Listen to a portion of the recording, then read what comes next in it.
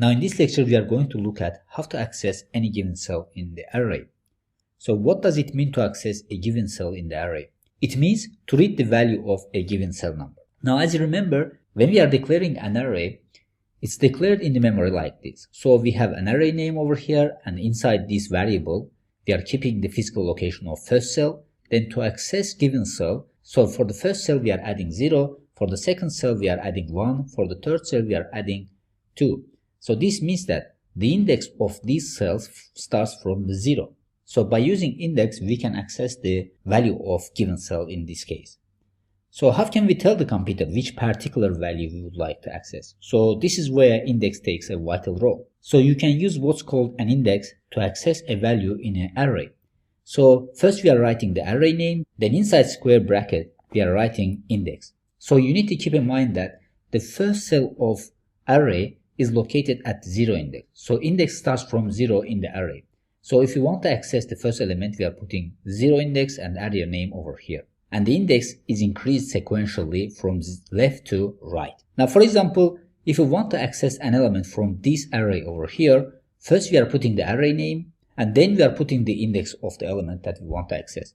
Now in this case, to access this first cell over here, we are putting array name, and in the square bracket 0, it will return as A. Now if you want to access the fourth element in this array, so you see that 1, 2, 3, 4, D is the fourth element. Now in this case, we need to put index of 3 because at the index of 3, the fourth element is located. Now based on this logic, let's see how can we access an element of array in practice. Now as you remember, in our previous lecture, we have created insert method for this single dimension array class. Now here, we are going to access the elements that we have inserted to this array over here. So in the main class, we have inserted 3 elements to this array. So we are creating this array based on this single dimensional class that we created over here. So after inserting 3 elements over here, we are going to access the elements of this array over here. So as we mentioned, we need to put the name of array, then the index. Now you see that our array is located in this class. So this means that we need to find out array name. Now in this case, you see that we have initialized our array name over here, which is ARR, and it's located in single dimensional array. So this means that first we have to access the class, then we have to access the array. Now to get the value of array from here, I will create a variable which is called first element and set the first element of the array to this variable over here. So we know that it is located in SDA class, so SDA.arr.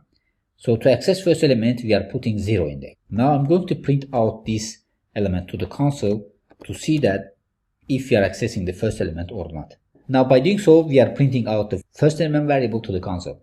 Now if we run our code, now first it's inserting these 3 elements to our array, then we are reading the first element. So as you see at the 0th index, 10 is located over here. So this means that by accessing this 0 index, we are printing out the value of first cell over here. Now for example, if I want to print out the third element, so I'm going to do the same operation, change the value name for example to third element, and here we need to put the index of 2 because index starts from 0, so third element is located at the second index. So if I just copy and paste this third element to the console, then in this case if I run our code, now you'll see that we are accessing the third element. So the third element is located at the index of 2. Now what happens if I try to access the element that does not exist in this array over here? For example, if I put index of 3 over here and try to access, for example, setting it to third element and try to access it, you'll see that we are getting an error. So here as you see, array index out of exception is raised by Java. This means that index of 3 is out of bounds for length of 3. So if the length of array is 3, so the maximum index will be 3 minus 1, which is 2. So as you see here, when we are declaring our array, we have put 3 over here. So this means that we cannot put index more than 2 in this case. That's why it's raising an exception over here. Now if you want to print a message to the console when we are receiving this exception, you can use try and catch block to print out proper message to the console. Now this is how we are accessing the elements of array in Java.